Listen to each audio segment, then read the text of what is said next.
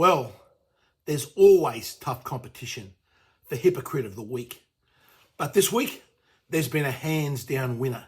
Just listen to this nonsense from my old sparring partner, Tanya Plibersek.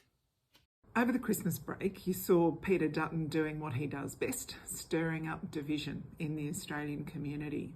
His latest target, workers at Woolworths, he wants to see 200,000 Australians lose their job. He's called for people to boycott one of our country's biggest employers.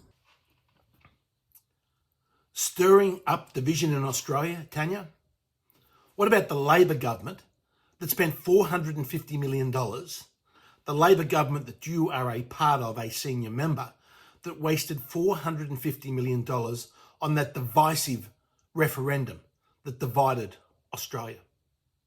And what about, Tanya, when you talk about division and dividing this country, the fact that there is not one single senior member of the Labor Party government, of the Albanese government, that has said Happy Australia Day or has put the Australian flag up on any of their Twitter feeds? That is what is dividing this country. And Tanya, when it comes to stirring up division, you may remember your words about unvaccinated Australians, how you helped divide Australia into the vaccinated and the unvaccinated, ignoring all the science, ignoring all the evidence that showed your vaccination status made no difference whatsoever to your ability whether you were going to be infected or transmit COVID. But yet you, Tanya, caused and stirred up division in Australia over that by spreading misinformation. Making any big announcements? Yes, I'm actually telling them that the PM is to stop you spreading these crazy conspiracy theories. Did you hear about Professor Clancy? You've got to listen to our most senior immunologist, Tanya. It's Professor Robert Clancy. Listen to him. Go and get his stuff. Read what he's saying, and you'll find out, and then you can come and apologise to us. Okay? My mum lives in your electorate, and I don't want her exposed to people who are not going to be vaccinated because of these crazy conspiracy theories that you're spreading. You're the one doing that because you are the one spreading misinformation. Right? You've got to listen to the professors, listen to our most senior immunologists. And Tanya, rabbiting on about Mr. Dutton trying to cost Woolworths 200,000 jobs, firstly shows your economic illiteracy. If Woolworths are boycotted, that simply means people don't spend less money on food. They still eat.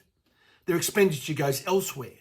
So if any jobs are lost at Woolworths, new jobs are created at other supermarkets and small business. And then there's the hypocritical stance, Tanya.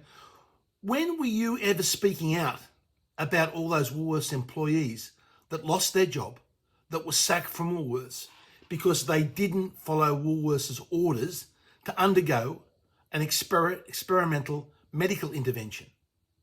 Here we had an experimental medical intervention, which we know that the Pfizer's own trial showed there were more deaths in the vaccinated group than the placebo group.